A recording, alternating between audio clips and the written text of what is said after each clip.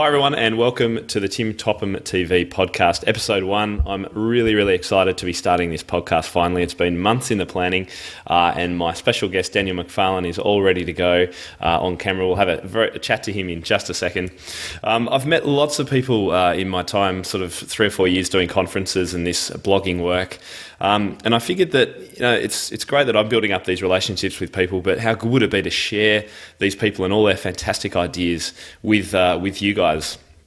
I love the idea of podcasts too because you can listen to them, in the car, when you're walking, wherever it is. So you don't have to actually be sitting there and reading a blog post. And I reckon that actually just listening to people talking and watching them, in the case of Daniel today at the piano, can be far more engaging than just reading a blog post. So that's kind of the background of why I've started it, and I hope you get lots out of it. The goal for it is a couple of posts a month, mainly interviews with teachers, bloggers, presenters, anyone with some good ideas that you can use right now, right in your studio. It's going to be applicable today. I really want to keep it relevant and current and really useful to everyone who's listening. So just a quick note about access. If you want to find this, you've got 2 ways of doing it. You can jump on my website, timtopham.com, which may be where you're watching this from now. And if you go to the podcast menu at the top of the screen, you'll be able to find a link to all the different episodes there. Alternatively, if you're using this in the car or you want to use it on your phone, just use the iTunes app. Search for podcasts and search for Tim Topham, Timtopham, and you'll be able to listen in and subscribe there. So you'll get updates will come straight to your phone. Now, don't feel you've got to take notes. All the notes for all of these shows will be in what we call show note files. And so the show notes for this will be at timtopham.com/episode 1. That's episode with the number 1 next to it. But the easiest way by far is to jump on iTunes and search for it in the podcast directory. So, Daniel, you've been waiting very patiently. Good morning. How are you on this Sunday morning? Oh, it's a wonderful day. Good way to start a Sunday. Daniel was born in my hometown of Melbourne, actually. We're very similar aged. He's moved to Brisbane and lived there most of his life, with some time at the University of Queensland where he did some studies. He's been composing since about 2000, well, probably for longer, but he released his first compositions in 2008. They were called Supersonics, and then Sound Waves and Soundscapes came in 2011. And since then, he's kind of combined a lot of those pieces into other packages, which we can talk about in a moment. And I first met Daniel in 2011, I think it was, Daniel, at the APPC, the Australian Piano Pedagogy Conference. Fantastic event to get to. I'll leave a link in the show notes to that because it's coming up in Melbourne this year. I was doing some presentations on inspiring and motivating boys in the piano studio, and Daniel's music was a big feature of that presentation and seemed to go well. People really responded to his music. And since then, he's gone to great heights. He's amazingly famous. Everyone knows about him, and hopefully that can continue. He runs a huge studio in Brisbane, teaching at least, I think, last time I heard Daniel, 80 kids a week or more. How many is it these days? 88 at last count, I think. 88. And all of that while composing and publishing, running Supersonics piano. He's a father to 2 very cute kids, Annabelle and Freddie. So welcome. I reckon we should just get straight started into it, Daniel. Thank you for coming along. Oh, great to be here. So this episode's all about composition. And really, I've been talking to a lot of teachers in the last few years, and a lot of them have come to me and said, how do you get started with composing? How do you take a student's idea? They come into a piano lesson, they play 3 notes, they're really excited, they've made their first piece of music. What do you then do with it? Or what do you do when you've got no idea, but you know that composing is great for students? So, Daniel, firstly, I might just talk about your music. How did you get into the composing? Well, I did a little bit of composing through uni, but that was always in the framework of assignments. So compose in the style of this. So I think my mum has a collection of some of the little things I did as a kid, but there was nothing terribly serious. My first piece came around when I was just fiddling, and I came up with this piece, and then I downloaded one of the dodgiest old notes software programs to write it out, and I wrote it out and I gave it to a kid, and they learnt and they said, "Oh, that's great, do another one." So I said, "Okay, we'll go try another one," and then another one, and then a lot of the educational pieces, my lower ones, came in because I was sort of missing that in my sort of progression for kids. So I thought, oh, well, I need something for this little technical point. So I composed a piece for it, and then I need something for this. So it sort of snowballed from there. And then some kids, some of the boys in particular, said, "Oh, well, I want a new piece." And then I don't like that, and I don't like that. You better just write me a new one. So we write another one, and then so it keeps on snowballing. And then these days, it's just a bit of a force of habit. Every day I just try and do some composing, and then keep it rolling along all the time. Well, I don't know how you find the time with all that you're doing, but I'm glad you do, because that's great. And I think it's really special, because most of us, me included, as a teacher, I don't compose for my students, but I can see that it would be a fantastic thing to do. So it sounds like you were teaching a particular method or following some books, and it's like, actually, I really want them to learn more about this structure or this idea. I'm just going to write a piece. I think it's great. So for students that are new to your music and have never been to your site, where would you recommend they start? How do they hear the music? Where do they begin? Well, that's why pretty much all my stuff, I love digital, because obviously I'm fairly time poor. So for me, everything as soon as I compose it and it gets tested on my students and everyone, and they go, "Yeah, like it," "No, don't like it," so thrown out.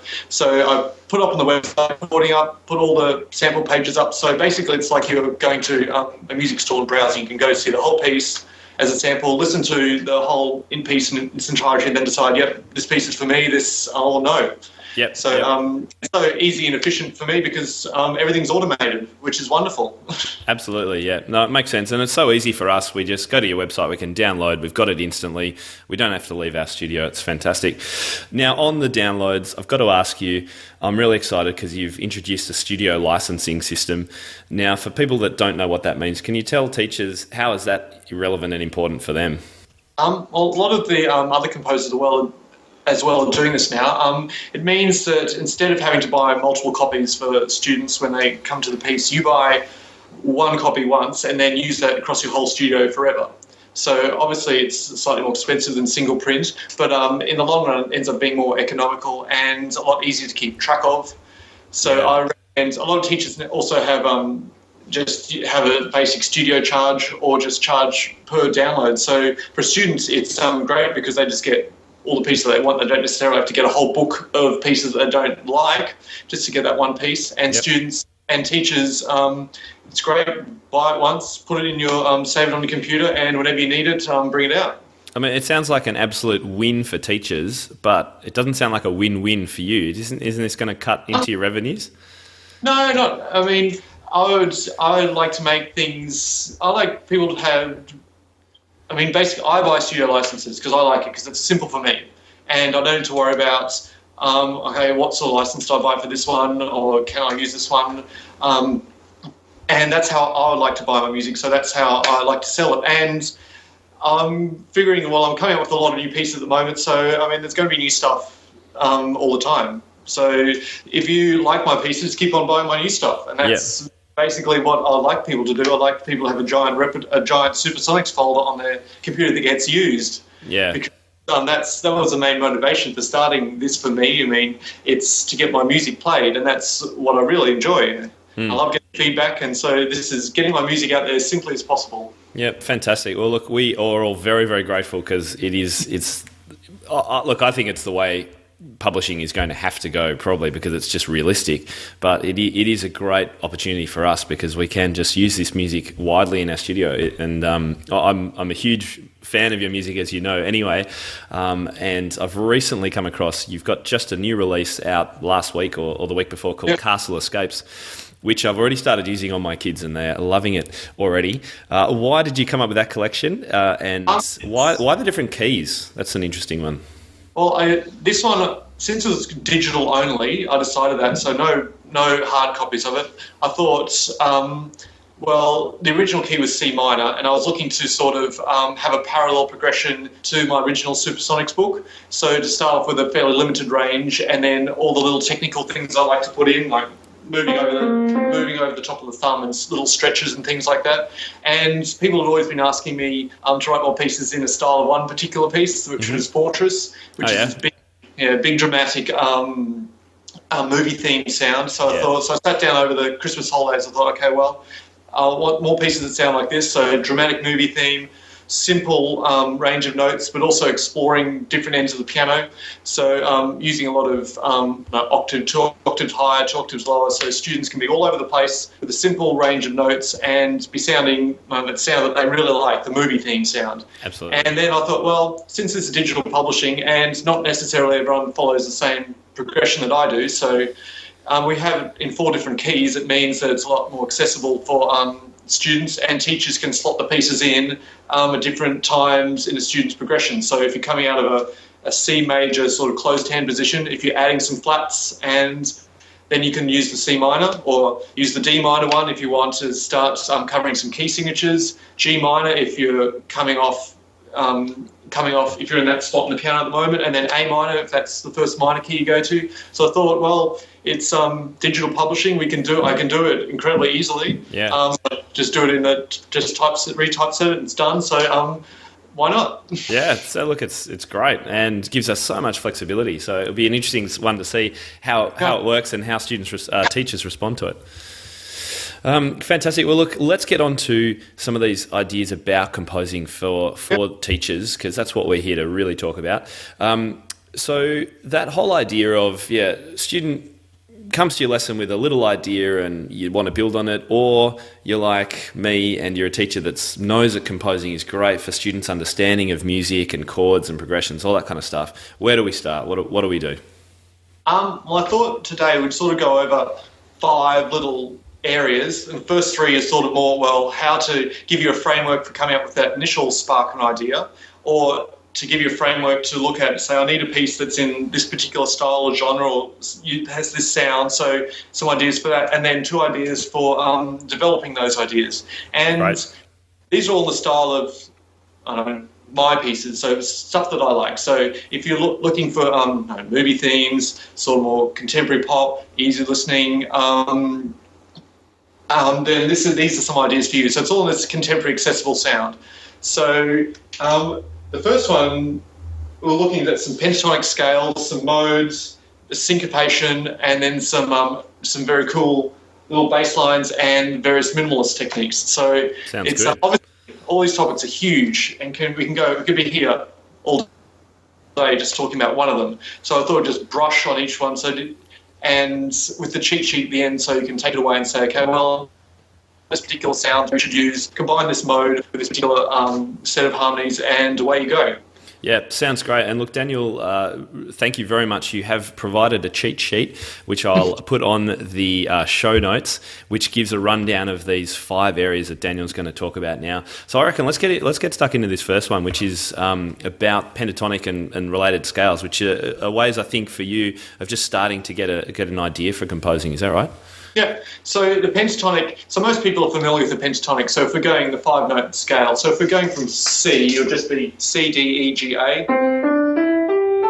So obviously a lot of folk music is based around this, and the good thing about all the pentatonic scales is that no matter which note you play, it always sounds correct. It always sounds right, so do whatever you want. So, when you're improvising and you need one of your go-to scales to improvising would be a pentatonic scale.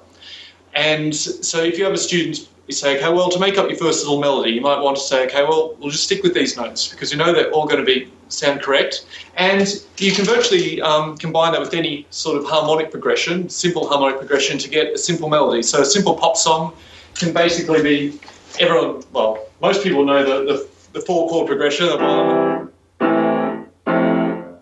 the 1, 6, 4, 5. It's quite simple. Imagine you cover all this in all your improvising and 12. Yeah. So that's for teachers, just in case they don't know, we're in the key of C major. That would be the C chord, the A minor chord, the F chord, and the G chord, yeah? Okay. So if you want, a student's coming in their first pop song, they want a song, something to create something, we can just use the pentatonic melody, add that little 4 chords.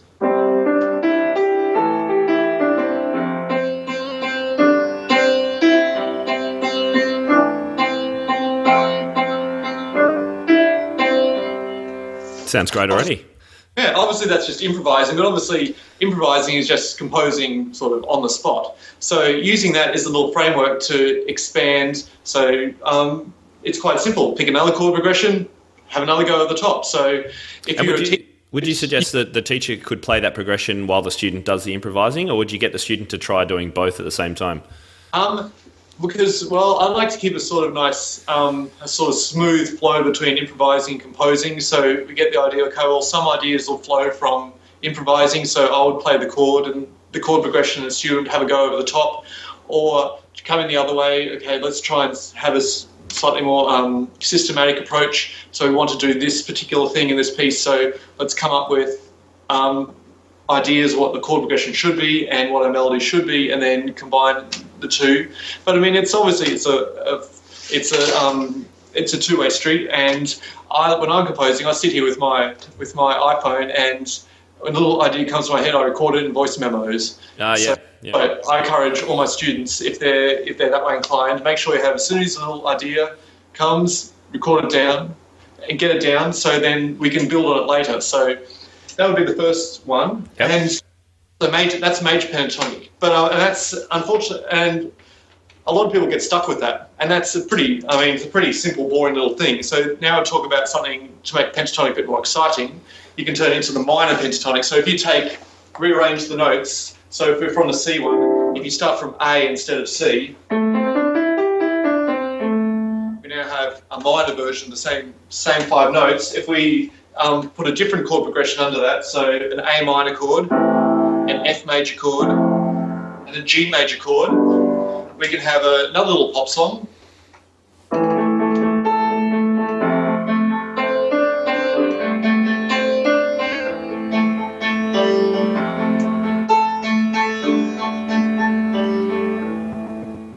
Yeah, I can see that kind of thing really appealing with particularly the teenagers and the adults for that matter. And I mean, it's also, if you find, okay, little chord progression, if you're looking through pop music or movie themes, if you see a little chord progression, if you're a teacher, write it down. Yeah. I mean, same thing with your students, encourage them to write it down, because it's undoubtedly not going to be original. It's going to occur all over the place. There's only so many combinations of 2, 3, 4 chords that you can do. Yeah. But if you stuck in your repertoire of these little things, it ends up being little building blocks. When I started composing, I heard something in a little piece, and I thought, oh, what is that? So worked out what happened there. You go, okay, well, I might do something along those lines. You hear something else.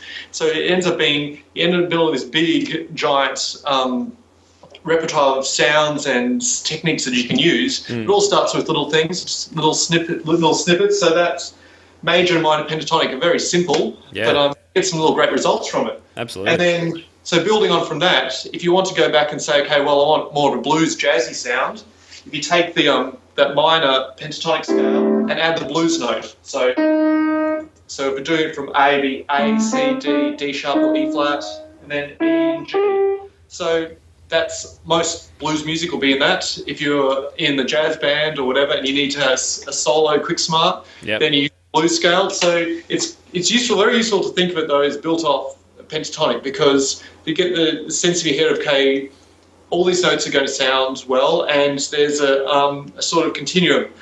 If you want a more contemporary sound, I can use this just straight minor pentatonic. If I want to jazzify it up, add the jazz scale. So that's really good. Really good. I hadn't made that connection before. I teach the blues scale. I tend to teach it in C just as a blues scale, and I've shown videos about that before. So to think of it actually as a pentatonic with a blues note, mate, that's fantastic. Because if you take out the blues note, then and you're still want a more a nice, you can make a good world music sort of dance anthem sort of sound just from the pentatonic notes. Yeah. And so when the sound I just created in that little thing I was improvising before, compare that to the sound. This is one of my little pieces called Funk, and this totally uses the blues scale all the way through.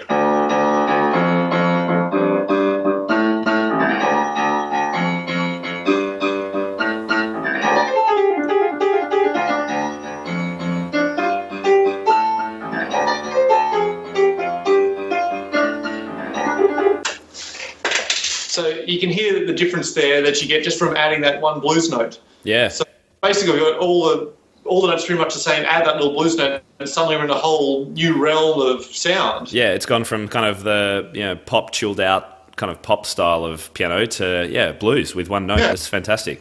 So and then another extension on that, if we take the major pentatonic scale, the C, D, E, G, A, and we flatten or lower the E and the A, so we get C, D, E flat, G, A. Yeah. So the Hiroyoshi tuning, it's a Japanese tuning. It's also used extensively throughout Asian music. Beautiful thing about it is that, again, it's a pentatonic melody and virtually all the notes sound correct. Yeah. So combine this with just a normal tonic and subdominant harmonies, and you can get...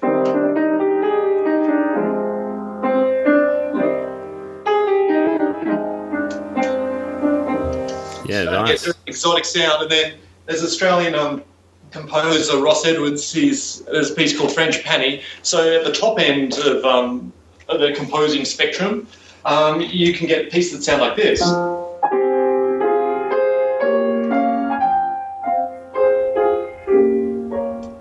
Yeah, it's beautiful. Well, I have to have a link for that whole one of that. Such a beautiful piece. But if you look at it, it looks very intimidating on the page. But when you get down to it, it's just using this very simple tuning. And there's only 3 chords, 3 harmonies he uses throughout the whole piece. And you get this amazing sound from it. If you take a few little steps back from there, there's a little piece I have called Mist, which uses the same sort of thing.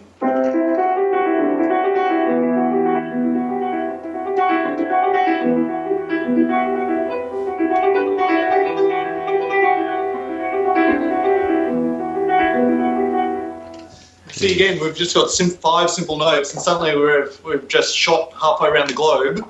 Yeah. And could be sitting somewhere over in Japan and listening to that, and it's basically the same. We've changed 2 notes from our basic pentatonic. Yeah, that's great. And now I know the name of a new scale, Hiroyoshi. Yeah, it's great. It's a wonderful scale, especially a lot of my high school students, because there's a lot of composition involved in high school music in Australia. Obviously, as Australian people know. That's a great one to use, particularly if you need create the atmospheric sound for like a movie theme. One of their assignments that I have to do up here is create a score for a scene from a movie. So using something like that, suddenly you've got this wonderful exotic sound that's very easy to work with. Yeah, absolutely. That's why I like the pentatonic ones, because you have these 4 options here, and they're all very easy to work with, and the range of sounds you can get from them is incredibly diverse. Absolutely, yeah. And so just to confirm, the left-hand chords you were using with that Hiroyoshi scale was a C minor and an F minor, was it? C minor, F minor. Yeah, it's great. Because they're the sort of harmonies that are implied. I thought we wouldn't talk too much about harmonic progressions today because, it's a huge topic. So we're just brushing over the ones that are sort of implied from the scales. So right. In that one, chords 1 and 4 are sort of implied by the notes. Yeah, absolutely. That's why it's the simplest harmonies you can work with. Yeah. And so then what about scales? Do you use scales or not? Well, scales, these ones, most of my students will learn how to play a pentatonic scale just because it's very useful, and also major pentatonic, minor pentatonic, and the blues scale. You can't go too far wrong if you just add a few of those ones in. But what about your normal major and minor scales and that sort of thing? Do you use them for composing? Yeah, I'll move it. Oh, yes, my next topic. Oh, there you go. Yeah, we're moving on. They're in the modes. So We're talking about the modes, and we're talking about the church mode. So if you take a C major scale and play from C to C, that's normal major or the Ionian mode. And then if you play from D to D, then that's Dorian, and then Phrygian, Lydian, Mixolydian, Aeolian, and Locrian. So we'll cover those briefly, just because each of them, the same thing when we talk about the pentatonic. If you need a particular sound, then you can have a go-to mode for that. Yeah, that's right. Yeah, and look, we're so fixated on major and minor, and maybe a melodic minor if we're lucky, because of the exam system, particularly in Australia and probably the UK too. Do you actually teach your students, do you get them to play Lydian modes as a scale, a technical warm-up? Not modes. These days, for mine teaching, my default minor is natural minor or Aeolian mode, so I'll teach that first. Before the harmonic.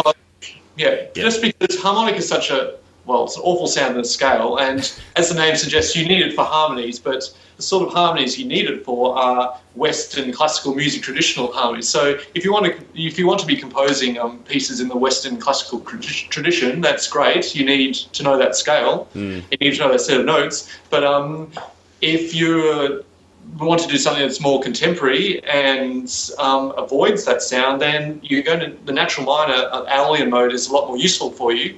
Yeah, absolutely. And also, it makes more sense for me to be able to teach C major, A minor. If you're playing the same scale, or then they have the same note set. Yeah, I use it for the same purpose, to be able to say, okay, A minor is exactly the same as C major. It's the same notes, that's why they're related. And you don't change any notes for the natural minor. That's right. No. And then you can talk about the harmonic later with the raised seventh. Well, it's useful to just put it in sort of historical context for students to say, well, look, the music you hear today, a lot of it, the stuff that you like, if they're listening to Jan Tiersen or Yoruba or Ludwig Einaudi, I mean, they rarely go into harmonic minor. It's all about the natural minor and that flowing sound that you get from it. Yeah. So it's useful to say to them, well, this harmonic minor is a type of minor, and it's a type of minor that's particular to a certain sound. So, because I think it turns students off minor when they even have to hear that awful sound. They go, well, this is not really, how can I use this? Just in case teachers are wondering what we're talking about, can you give us a demo of the difference between the harmonic and the natural minor? Well, natural minor, if we just go A to A, and then harmonic minor is raising the seventh. Obviously, harmonic minor, you need it because in Western harmony, we're always raising that seventh to get the pull back to the tonic, and you don't necessarily want that all the time. Yeah. And then obviously melodic minor is a combination. Again, the set of notes which is somewhat particular to Western classical music. So if you put all the context through, you need to know all of them, obviously.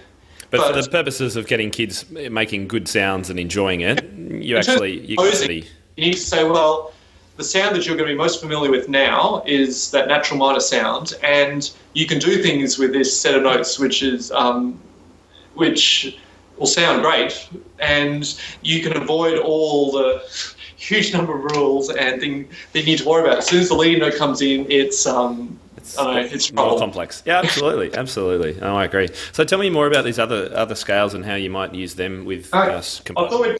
I thought we'd brush on the modes. Obviously, modes talk a huge topic. So the first one, the simple major scale, no point talking about it, because if you're doing any sort of set standard theory textbook, whatever, you're going to know about the major mode. I think we're all familiar with that. Yeah. So the Dorian mode. I thought I'd have a look at some of these modes. If you go on Wiki or just go on any search engine and type in these modes, you're going to get lots of examples, and across all the various time periods as well. I thought I might have a look at ones that are pretty contemporary so sounds you'll hear now, and also slightly more unusual sounds that you can get from the modes. So don't take these as all the complete range of sounds you can get, but just some interesting ones. Sounds good. So the Dorian mode, which is sort of D to D. So I thought the two things to sort of highlight about this one is that you can get a great nautical sound. So if you want a piece that sounds like has that sort of... What do we do with the drunken sailor? Yeah. Well, Peter Sculthorpe is an Australian composer. His piece Sea Chant, the opening of that.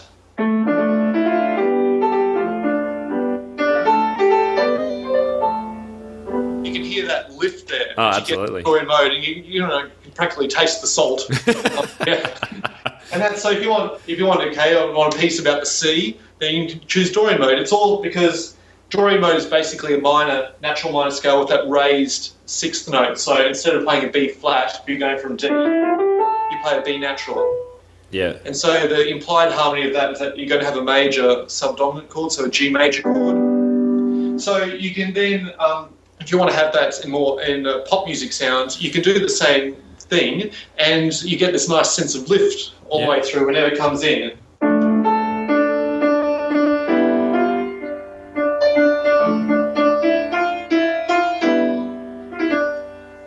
Yeah, it's really open and nice. There's some nice sense lift from having the minor, then going to major, and then dropping back down. So it's interesting if you want to try and develop a sort of interesting pop sound that doesn't rely on the 1-6-4-1 all the time. Yeah. So a lot of my teenagers, because it's quite easy to get stuck. You get stuck on a rut when you're doing more contemporary stuff, because you have the certain chord progressions, you know they're going to sound good, and you know you can do stuff over the top of them. But start using things like this and say, okay, well, I can use this mode, and I can still get a poppy sound out of it, but I can get something which sounds more interesting as well. Yeah, absolutely. So that was, you were just improvising on the notes of D Dorian, which is the white notes from D to D, and in your left hand you were going between a D minor and a G major chord. Yeah. Fantastic. I could try that tomorrow in my lesson. Sounds great. Yeah. So the Phrygian mode, which is E to E, if you're coming from a C major bass. So there's a lot of context within this. You can use Phrygian mode associated with specific chords, particularly if you're coming from a jazz background. We're not going to talk about that because it gets way too in-depth. So this is to create like an overall sound of your piece. If you use the notes from this particular set, a sort of underutilized function is to make a really sort of savage, aggressive sound. So if you're looking for chase music or something in a movie score, whatever, where you're getting into angry music. So this is just...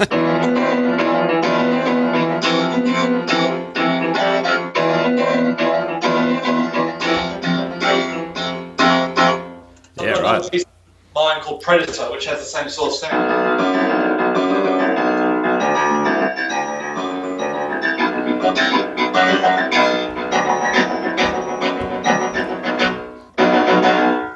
Very cool. It's really interesting because I've often considered the Phrygian mode to be more Spanish or exotic kind of sounding, but it doesn't have to be, does it? No, that's what I thought I'd highlight this one particular sound you can get out of it, because everyone seems to have Phrygian. They go, well, I'm sort of using with chord 1 against major, and it ends up sounding, I don't know. To me, it sounds a bit blah. Yeah. So this is how I use it. I like to use it that particular aggressive driving sound, and so it's very good for that. Yeah, so that's great. I was just improvising there. I was just using open fifths on E and B, and then moving up to F and C. Yeah. And just using notes from Phrygian, and then suddenly we've got this super aggressive, angry sound, which you don't really expect from that mode. I want to go and try it right now. It sounds really good. And then, so we're moving up. So that's the first three. The next one, Lydian mode. This one is probably the Simpsons mode. Everyone will be familiar with this. So good old Danny Elfman loves this mode. It's just basically major with a sharpened fourths. So if you're going from C to C, you'd be major scale with an F sharp instead of an F. Yep. So a raised fourth. Yeah, raised fourth. So it's easy if you want to have a quirky sound. If you get into, okay, I want a piece that's going to put a smile or a little chuckle, so you can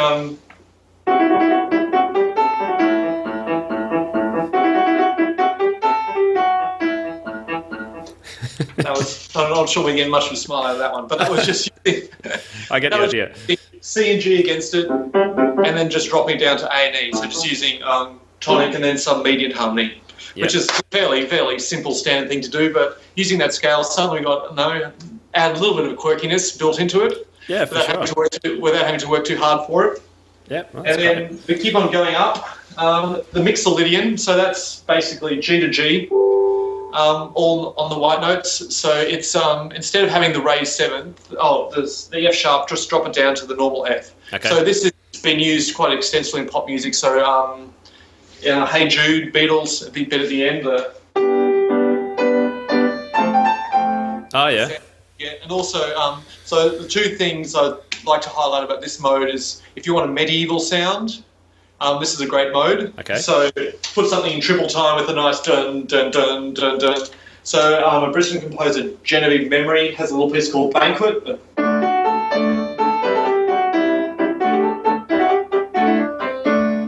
Very cool. Nice it's a happy open sound. Yeah, it's like medieval banquet, drinking wine and eating meat.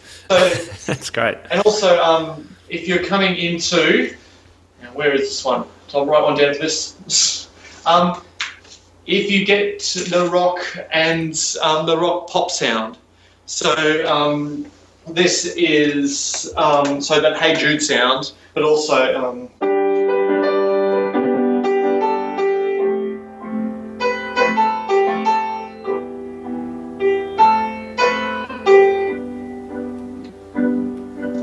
Yeah, it's great. It was just dropping down, using the notes from the scale. So I was using the set from G to G in the right hand, left hand. There was a G major chord, going down to F major, E minor, coming back up to F major. How easy is that? Yeah, so I mean, it's just as easy as working with the standard, more standard progression, but the sound you get is just a little more interesting. Absolutely. So all the things I'm talking about today, they're very easy to implement, but you can sort of expand out on the range of sounds that are possible. So they're the two things for Mixolydian. Now, if we get to Ale, and we talked about that a lot just before, and I was suggesting, that it should be your default minor these days, and it's pretty much true. So it's very easy to work within. So the second piece that I ever composed was a piece called Pretty Piece, which I was very good with the titles back then. I thought, it's a pretty piece, what should I call it? Pretty Piece. So.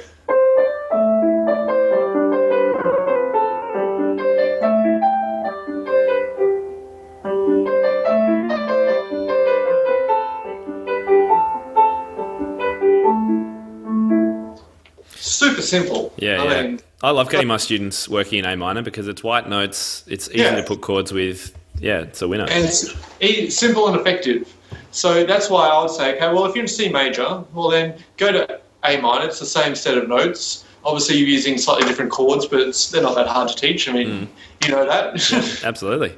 And so that's my sort of go-to run down the modes, just to say, okay, well, I want this particular sound. Okay, I can use this mode. Yeah. And you shouldn't be scared of modes. I mean, they're quite simple to work with because they're a lot like the pentatonic.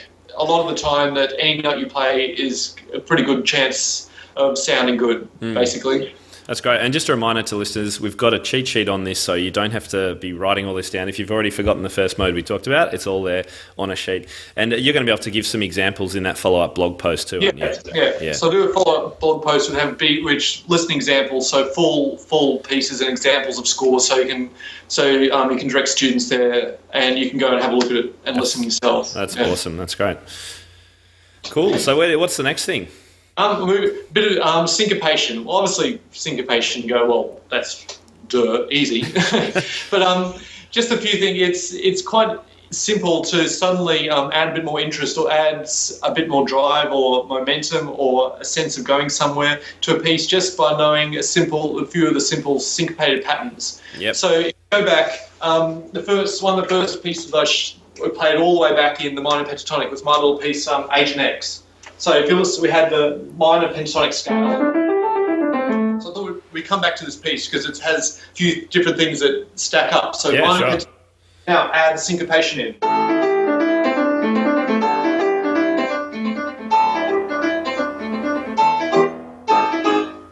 So you can hear there, we've got that syncopated pattern happening, which gives us a sense of drive. And actually, syncopation all the time accents the strong beat, so actually a stronger sense of beat coming through. Yeah. And then if you want to have most people know the opening of Clocks by Coldplay.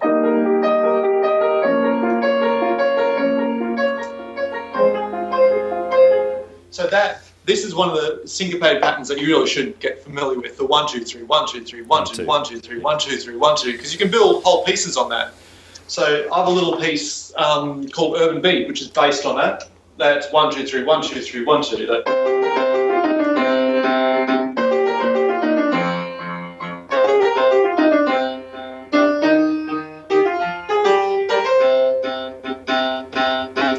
Yeah. Simple melodies, simple harmonies. This little feeling of the dun, and really gives a piece a nice. It drives it forward. Yeah. Yeah. And then Another one, which is good to know, is the 1 2 3 1 2 3 1 2 3 1 2 3 1 2 1 2, which is an extension of the other one. Yeah. You can build a whole piece on that, or you can use it at certain points. So this is a piece of mine called the Chase.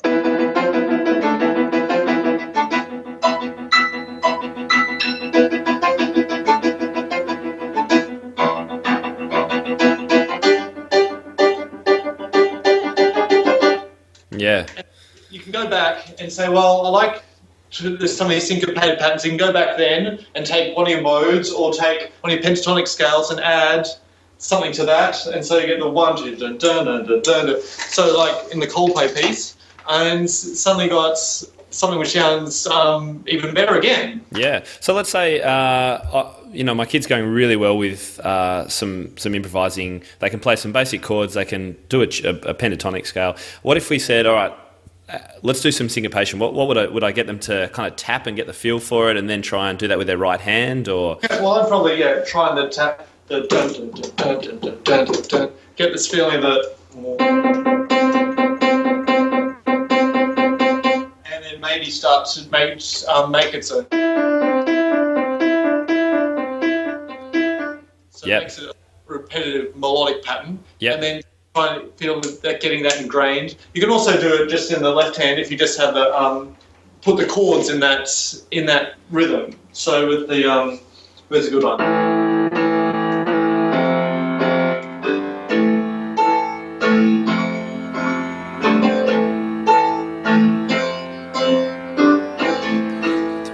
So I was taking this idea we had all the way back with the minor pentatonic, but then making the left hand into that 1 2 3 1 2 3 1 2, all long, short. Yeah. Kind of teach in terms of chords. Yeah. So it just gives extra little bit of flavour, an extra another extra option. Extra spice. I like it. And I imagine it's the sort of thing that a teacher could play some chords, boom, boom, boom, boom, boom, and say, all right, you've got your pentatonic scale. Why don't you try something that's going to fit along with that, or something? Yeah.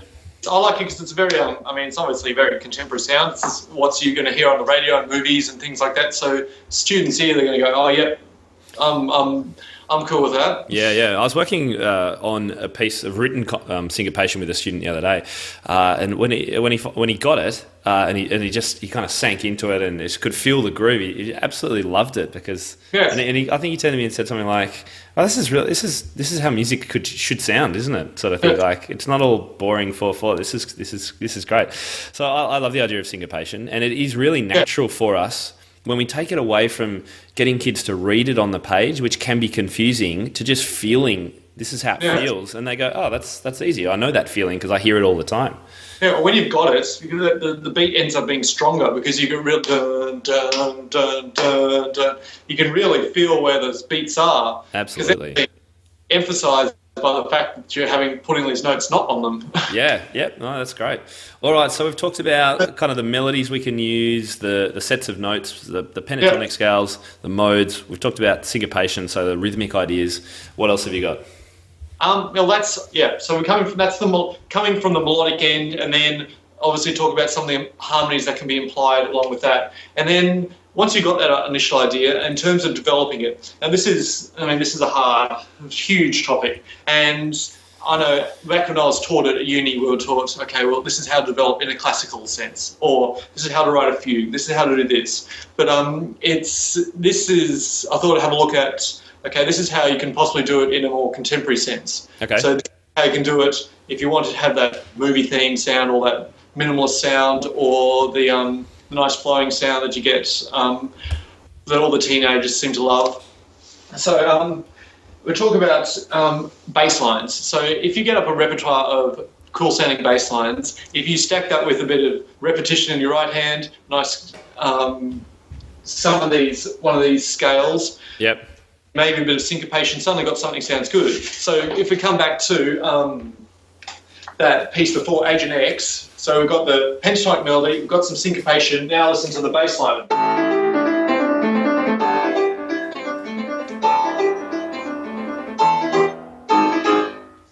So see, I've got 3 times through that my simple melody in the right hand, my left hand is just dropping down, so I just went A, G, D, back to E, So it's all these things. These are, I like to call them like my boy hooks. Yeah. You find to have these things that drop in. And it's also a good point to talk about, okay, music as a continuum across the ages, because a lot of my teenagers, I shouldn't say teen boys, a lot of my teenagers like to play the first movement of the Moonlight Sonata. Absolutely. And a while ago when I was doing a presentation on this, I thought, well, this is, to me, one of the coolest pieces of classical music. It was the first piece I learnt sort of my own volition when I was a teenager. I sat down and worked out myself. And then looking at it, and I saw, well, Beethoven's pretty much stacked in everything in one movement that I find cool in composing. I mean, there's right at the start, we have... drop it down again. See, to my ears, that goes, yep, that's awesome. Yeah. Yeah.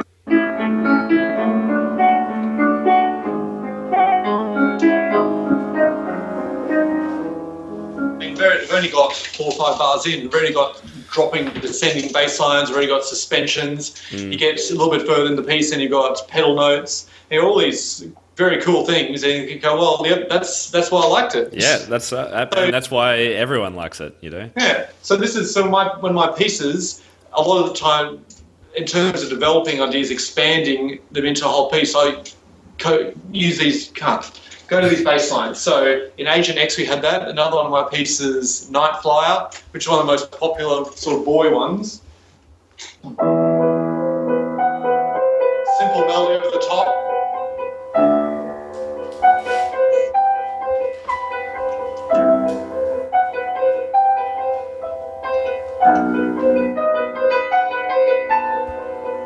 Yeah, I can see why that's whole recording someone goes for a while. Yeah. And that's just a simple moving down. And so when I was composing, I didn't sit down and think in terms of chords. I didn't say, okay, this is going to be my harmonic progression.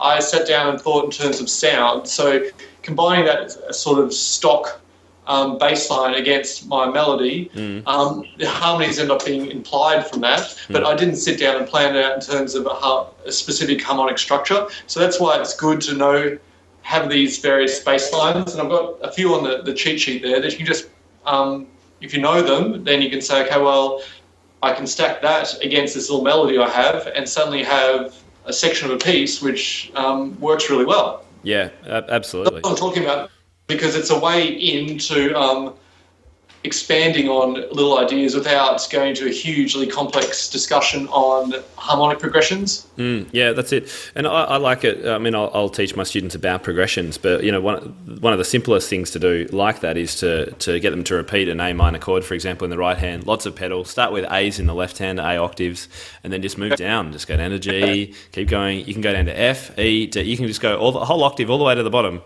And it all sounds good, and they like it. You can do. Yeah, that's right. So bass lines, really, really crucial. Was there anything else you wanted to mention on the bass lines?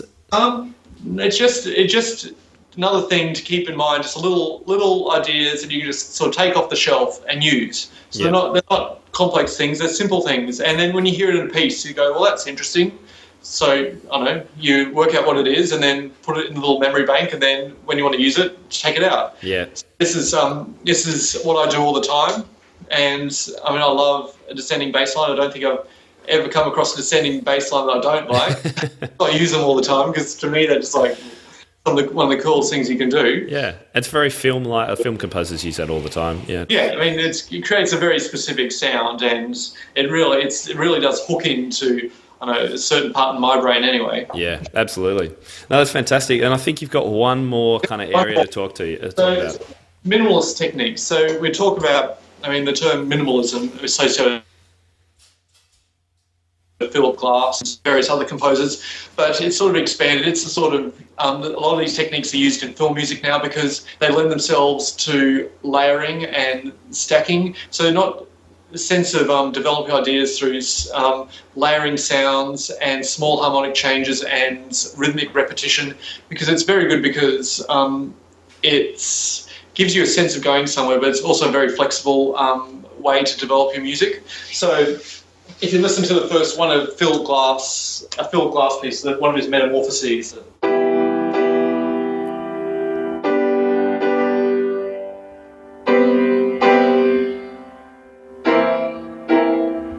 very simple harmonic progression at the beginning.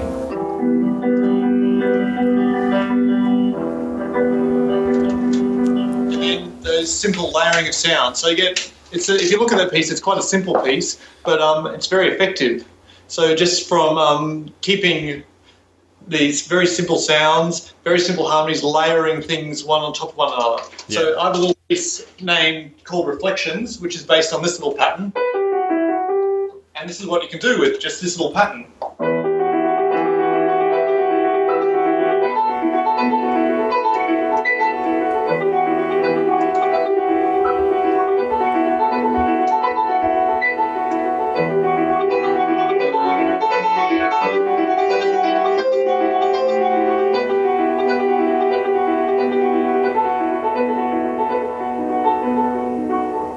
That's basically just based on one little idea. There's another piece which I'll put in the extended blog called Monsoon, which is based on a simple watery theme.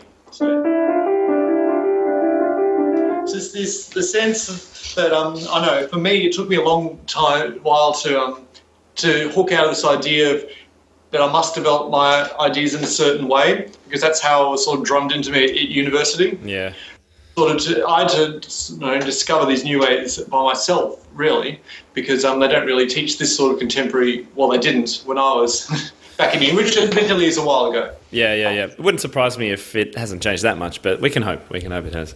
Look, that's fantastic, and that minimalist idea, is used all the time in film and contemporary piano scores. So it's no wonder that students really get engaged by it, and they love it as well because they learn one pattern and they've learned half the piece sort of thing as well. So I find kids really love that kind of thing. It's like, okay, so let's learn the first bar.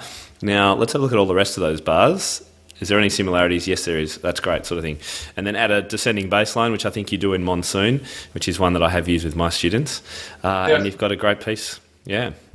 Well, it's also useful if you're working with other instruments and you're not quite so familiar with other instruments. If you're helping a student with work for school, if they have to compose something which has violins or whatever. So because you can use these ideas of layering sounds. Yeah. So the piano can do this or the violin can do this, and then the idea of expanding and creating interest across the whole work by having layers of sound. Yeah, absolutely. Yep. No, it's great. Really, really, really good ideas. And so all of those points are going to be in your cheat sheet, aren't they? Yeah, so all these basic points today we just covered in sort of point form, so you can say, okay, what was that? Oh, yeah, that was that one.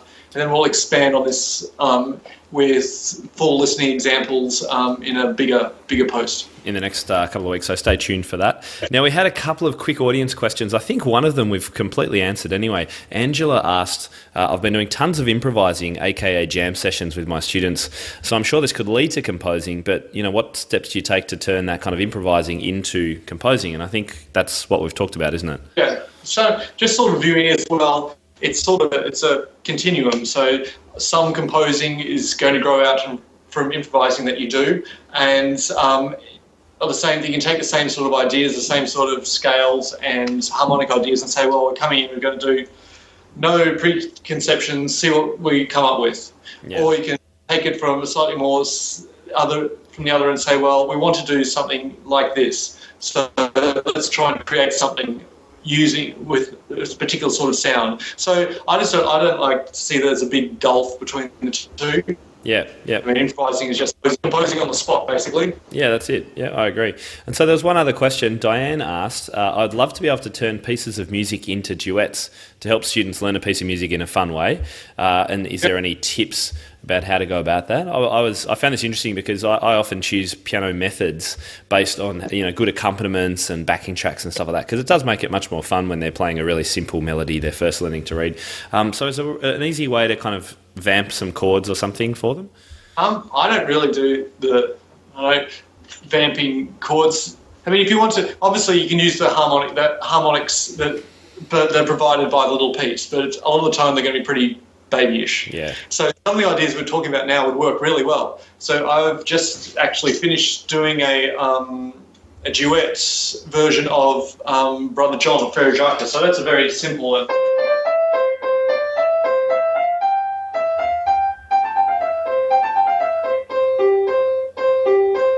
So I mean, you can do a vamp that it's not necessarily going to be terribly exciting. Yeah. You can go. The route I took was to say, okay, well, let's put a nice descending bass line with it.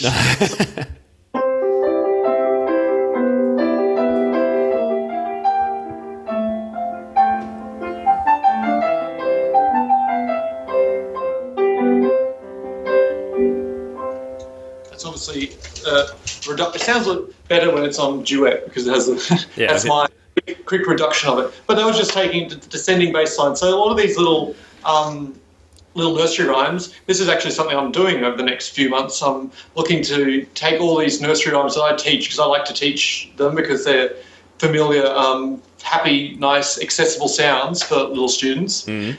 And take them and put a bit of a twist on all of them. So do things like that, putting in a slightly different harmonic context and expanding them so take their ear from, okay, well, this is from the little nursery, this is from something we know, and then take it and say, oh, put it in a different setting. Yeah. So some of the ideas we're just talking about. So the descending bass line, even putting some syncopation in your accompaniment, will take all these little ideas and sort of put a bit of a more modern twist on them.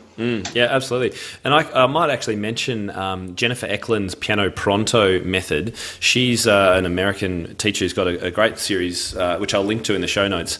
And she's got these accompaniments for her introductory pieces, and they're really, really cool. And they feature things like some unusual harmonic shifts that aren't expected for Mary Had a Little Lamb, and some great bass lines and things like that, and arpeggiation. So I might put a link to that as well for Diane.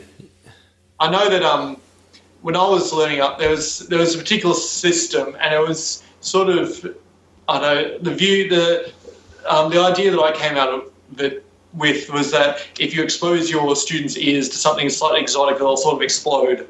They need to follow a set pattern, so chords 1, 4, and 5, 7, and then take those chords somewhere else. Yeah. And then it's very structured, and you can't do that sound because that'll totally ruin the students' ears. And I'm sort of going against that and say, well, no, listen to everything that a student will listen to in their everyday life now, and it's incredibly diverse, and there's no reason why you can't be introducing these things. So if you're a little student and you're going to play C, D, E, F, G, if you add in E flats, F sharps, going over the top to a B flat, stretching up to an A flat, you suddenly have all these wonderful options that's basically just sitting there at your fingertips. Yeah. There's no reason not to do them. Why wouldn't you? I agree. Completely agree. Oh, Daniel, that's been such a good kind of summary. I mean, it's been a long one, but and we've still just touched the surface, really. So I think that cheat sheet is going to be really valuable for all the listeners. So we'll definitely put that in the show notes.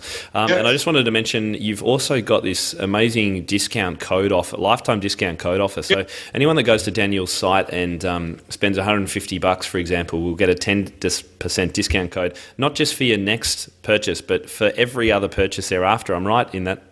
Yeah, unbelievable. And spend $250, you get 15% off for life after that. Spend $350, you get 20% off for life. And the amount of music you're coming out with, that's going to be a pretty good deal for all the future stuff. My whole site and my whole outlook is geared towards getting a long-term relationship with teachers, getting a long-term relationship with students, so you can say, look, so you like my music, enjoy it, keep on using it, and spread it all around the place, because that's what I like. Yeah, that's it. And you're also featured on the Piano Maestro app, which was something new towards the end of last year. So I'll put a link to that app for people there too. One little app.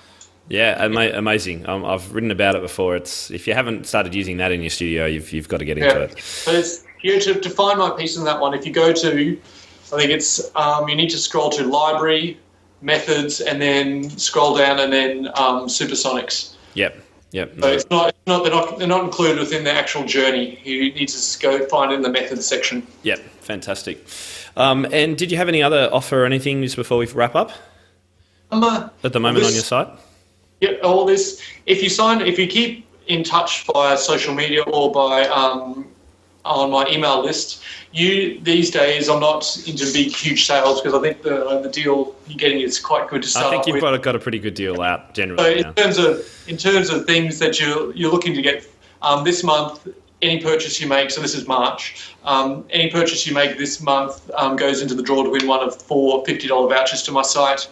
So in the future, other things, or most will be bonus offers, so you get this extra little piece if you make a purchase and things like that. So just little value-adding things to you. And also coming out with more videos, teaching performance notes for my pieces. So if you like a piece and you want me to do a video on it, you can just go on Facebook or shoot me an email or something, because I'll go and do videos sort of explaining how I did each piece. That's great. How I teach it and some little tips about it. Fantastic. So where do people find you, Daniel? I'm at supersonicspiano.com. Great. So if you can just go straight there, or just type Supersonics Piano into your search engine, and you can find me there. Beautiful. That's great.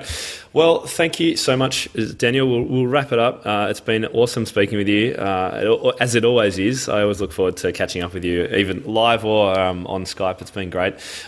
So all those show notes, if you're interested in finding out more and getting that cheat sheet, go to timtopham.com/episode 1, and that's episode with the number 1 next to it. And it's timtopham.com. So that's where all the info is.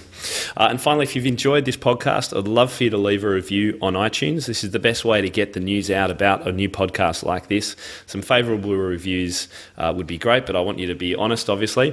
And the way to do that is, if you're unfamiliar with it, head to iTunes and the podcast. When you up on your screen, you'll see a review link.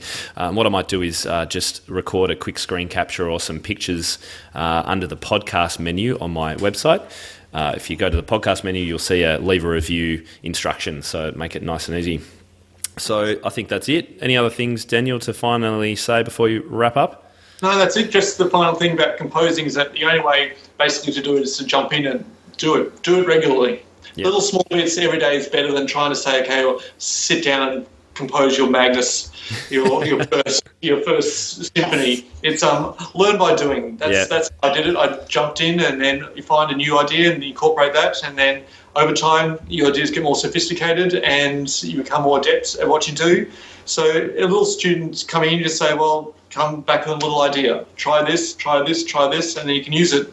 Keep on little stepping stones all the way up, and eventually you can end up with something that's really quite spectacular. Yeah, and it can build up over a series of a 10-week program. You could do a little bit each week with a student and build it up. And I think the other thing I'd say is, don't be afraid to make mistakes. You're gonna have some lessons that don't maybe work so well. You're gonna have some flops. You're gonna have some chords that are real awful. But on the whole, students will love the fact that you're trying something new with them. It's great. All right, mate. I'll speak to you later, and thanks again so much.